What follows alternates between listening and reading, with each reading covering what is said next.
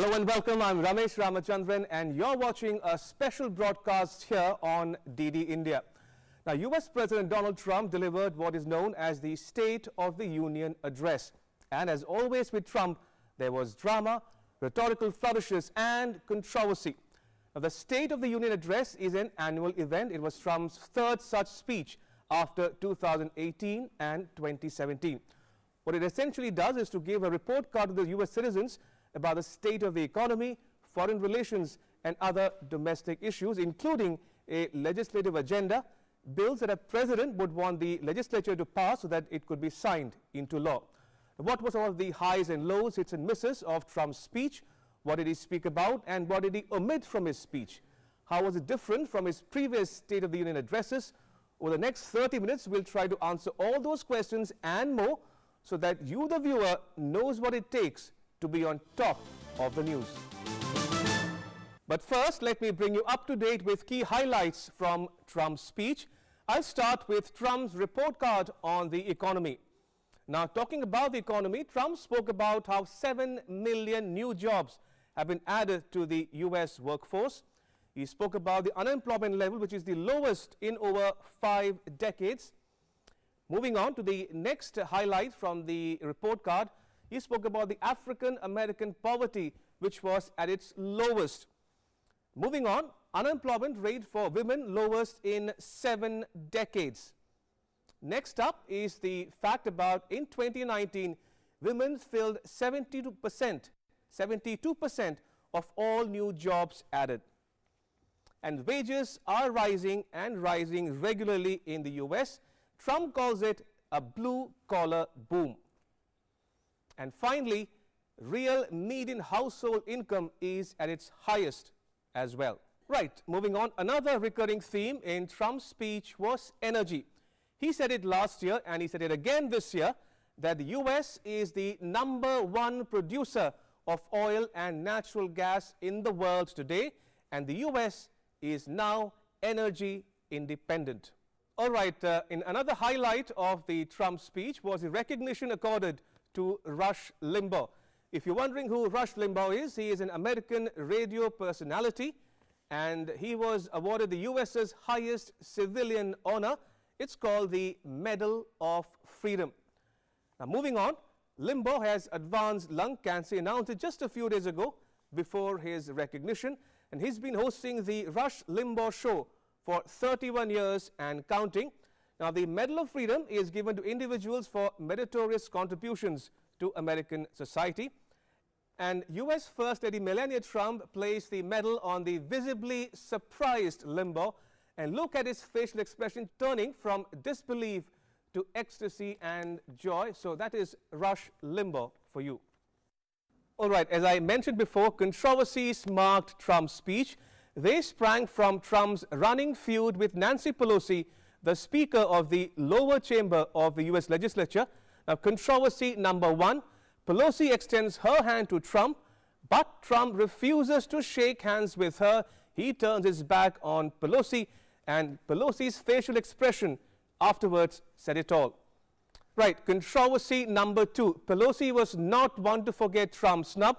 Towards the end of Trump's speech, Pelosi took the sheaf of papers in her hand and literally tore the copy of Trump's speech apart. Now take a look at the third and last set of photographs. Remember Pelosi's sarcastic clap that went viral last year? Now that should tell you something about their relationship, or well, the lack of it. Clearly, there's no love lost between the two. According to some reports, the two have not spoken in a while now. So that was a sneak peek into the big takeaways from the Trump speech. Now let me quickly run you through the remainder of the news. Trump delivered his third State of the Union address. He addressed a joint session of the US legislature, speaking from the lower chamber of the legislature. In it, Trump put forth the point that he has revitalized the US. With the US presidential election due in November, Trump used his speech to claim credit for what he called a great American comeback and revival of American spirit. Trump defined the coming campaign against the Democrats as a battle to stop the rise of socialism in the US. In his address, Trump said that in just 3 years, his government has shattered the mentality of American decline and his government rejected the downsizing of America's destiny. Jobs are booming, incomes are soaring, poverty is plummeting, crime is falling, confidence is surging, and our country is thriving and highly respected again.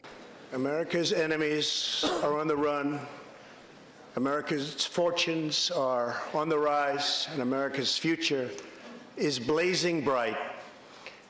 The years of economic decay are over. We're moving forward at a pace that was unimaginable just a short time ago, and we are never, ever going back.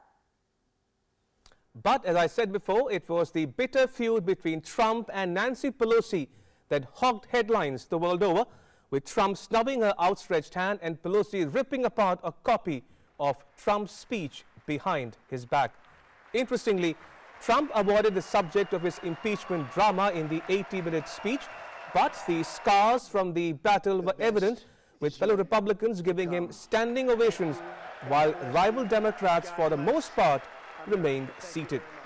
The Republican-led Senate, the upper chamber of U.S. legislature, was expected to acquit Trump on 6 February of charges that he abused his powers and obstructed the legislature.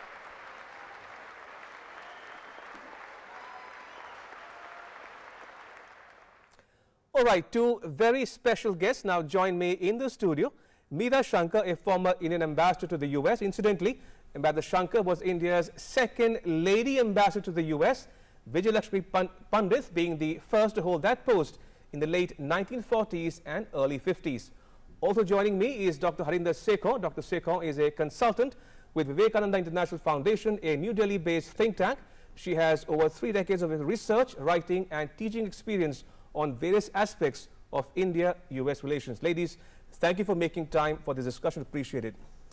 If I can come to you first, Ambassador Shankar, your thoughts on Trump's State of the Union speech, and did he tick the right boxes for you? Well, I think it's very evident that this is a speech going into a presidential campaign. Right. In the past, especially in his last speech, Trump had spoken of the endless possibilities of cooperation, compromise and working together for the common good. And this time there was none of that. True. It was a very partisan agenda and basically showcasing his accomplishments and pushing across the themes that have been there in his presidency and will perhaps also define his coming campaign. So the success on the economy, it has been doing well, but perhaps not as well as President Trump had projected. He had projected a growth rate of over 3%. I don't think that's going to be reached. It'll be 2-point-something%. We don't know the final figures. Unemployment down to record lows of 3.6%.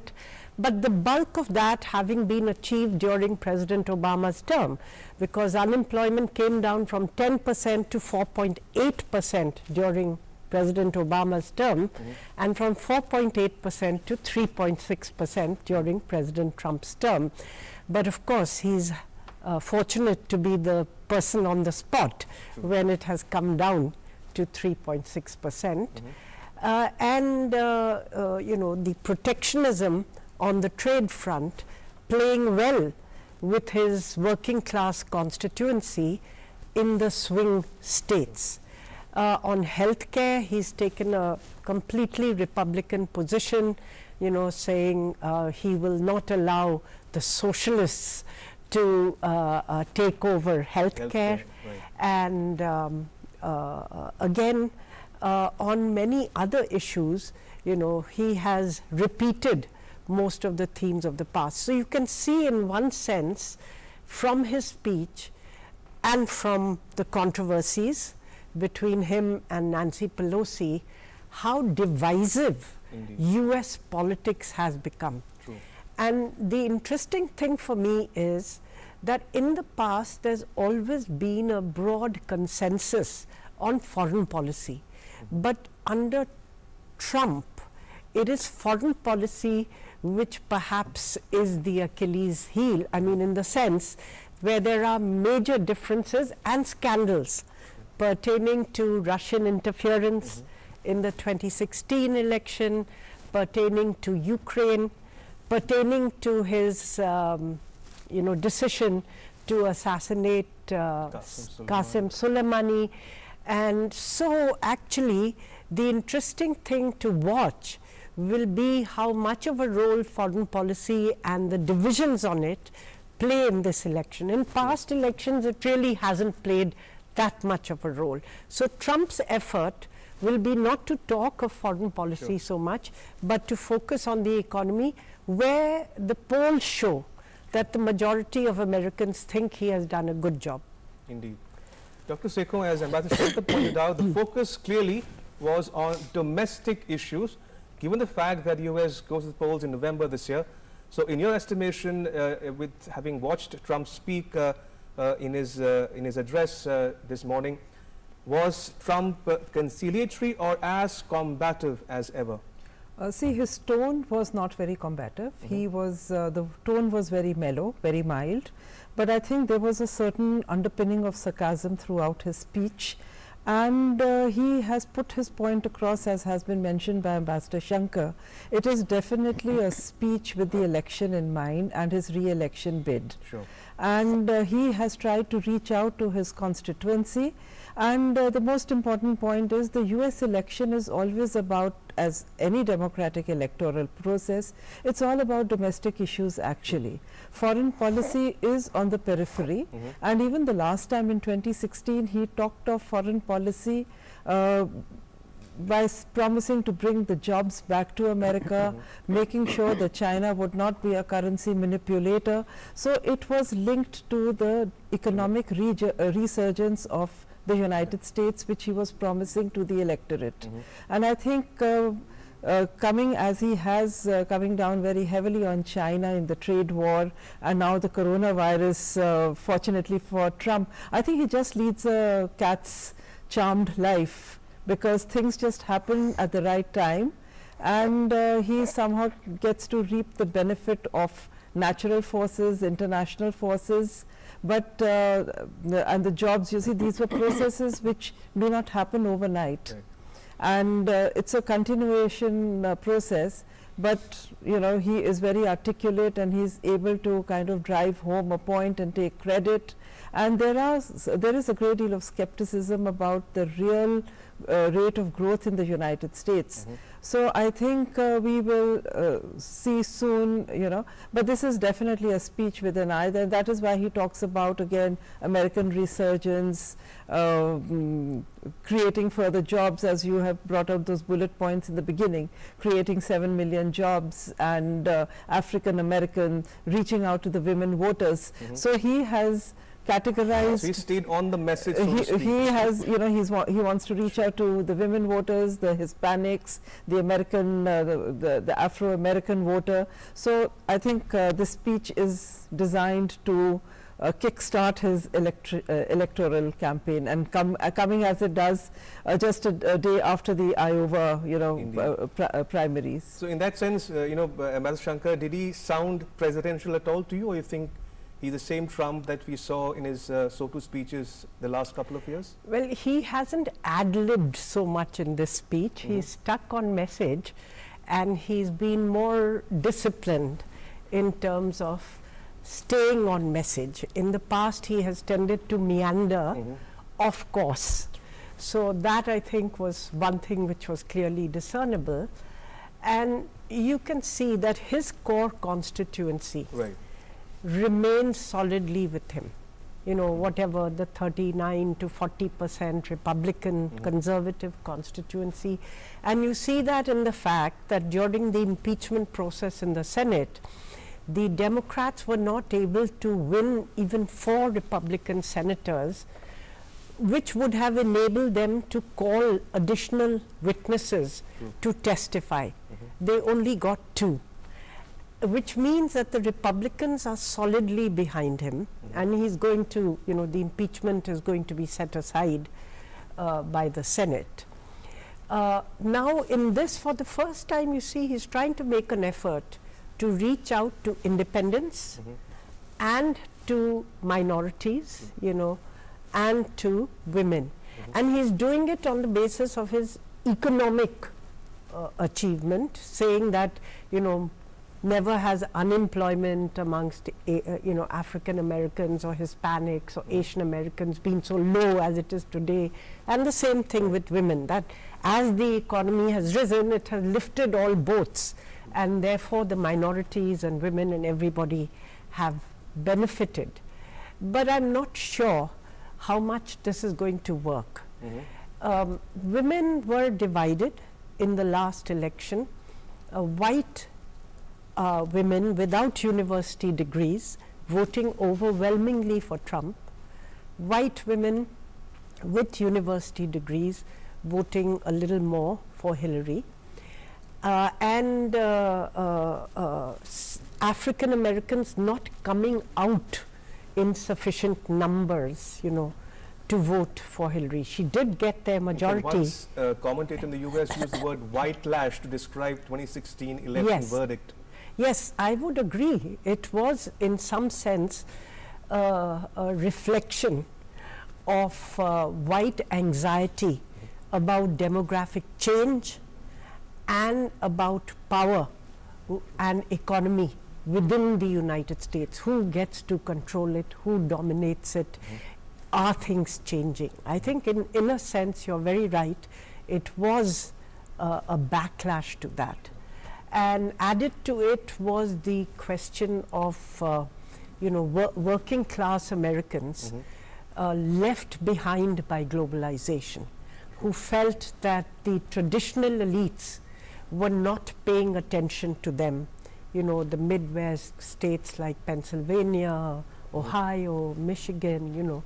And so these which were considered, you know, solid democratic walls all swung Trump's way, and that actually led to the surprising electoral result. And today that constituency is still very much with him, but still in the overall picture, more Americans disapprove of Trump than approve of him. So he's trying to get that independent middle ground to swing. The fence sitters or the, right. To swing. Indeed. Dr. Sekhon, if I were to ask you to dwell a bit, if you will, on the comparisons between his speech this year and his last two speeches. Now, one thing that stands out, and I was, if I can go through my notes here, in 2019, last year, he spoke about the so-called caravans coming in from Latin America, and he dwelled at some length on illegal immigration. He spoke about how the US, how American citizens were killed by the illegal aliens, and that if I can quote from there, he said, walls work and walls save lives. He also spoke about the recurrent theme was the China trade issue, burden sharing with NATO.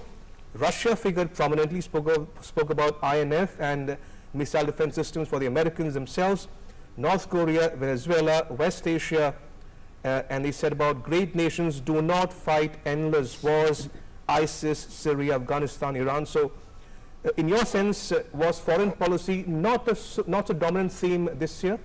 That's what comes out, because his first State of the Union articulated a more vigorous US policy of reaching out to people and settling issues, especially Afghanistan. That was one of his election, you know, it was on his election manifesto that he would bring the troops back home. And then he started doing a mid-course correction, because when he realized that it is not so easy to extricate yourself from Afghanistan.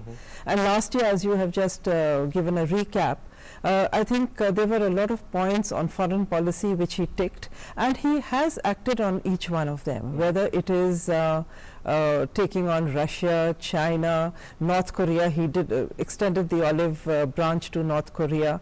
Things may not have worked that well, but the fact of the matter is, I think what has really created an impact as far as his domestic constituency is concerned is reining in China on the trade war.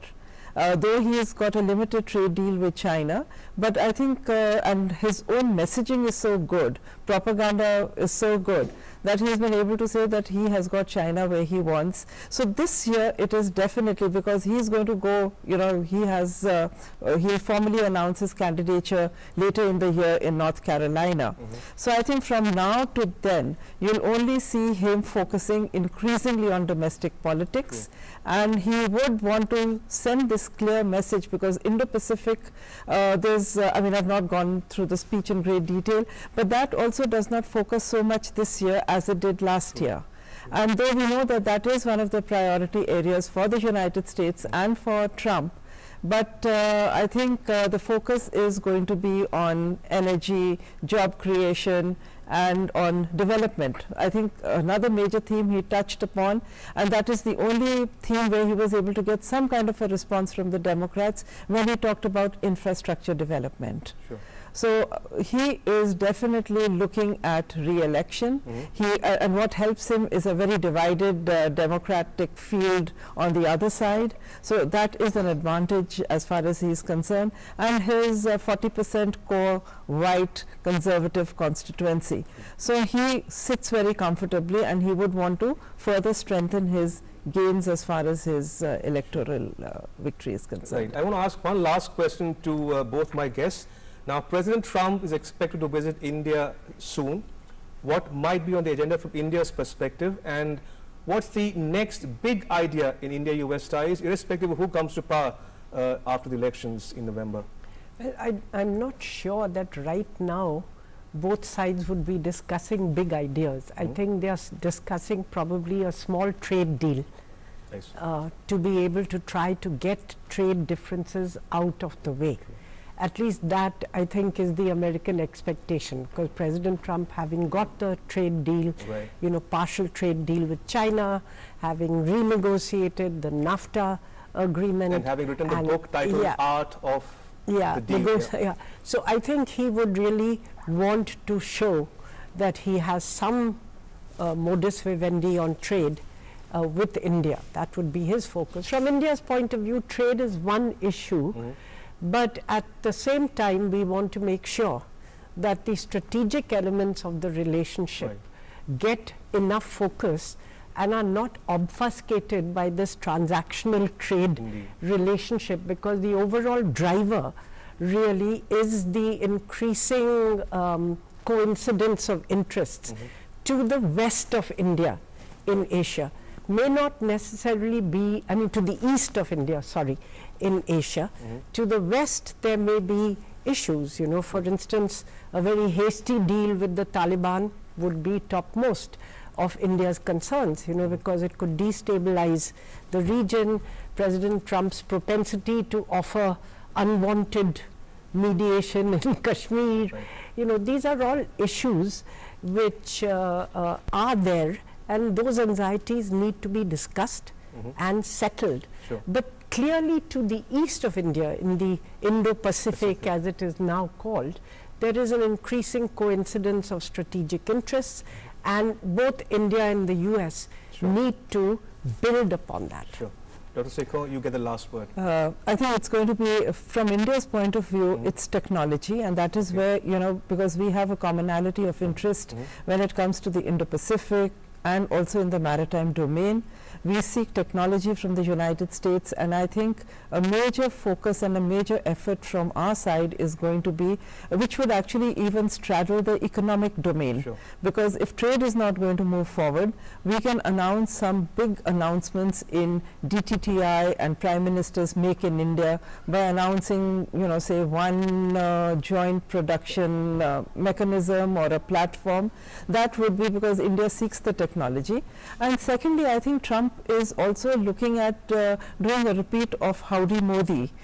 So the Gujarat event is going to be to tap into the business community and the Indian American community back home, which is a very important vote bank. And that they've come of age.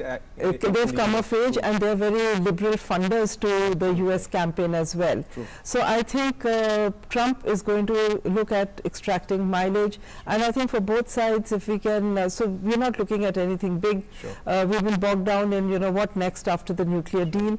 But if you leave the nuclear deal aside, after that also we have moved ahead on a number of fronts. So I think steady progress, if we can maintain the momentum, that's good enough. All right. On that note, Dr. Sekho and Ambassador Shankar, thank you so much for joining me in the discussion. Appreciate it. Thank you for your time. Thank you.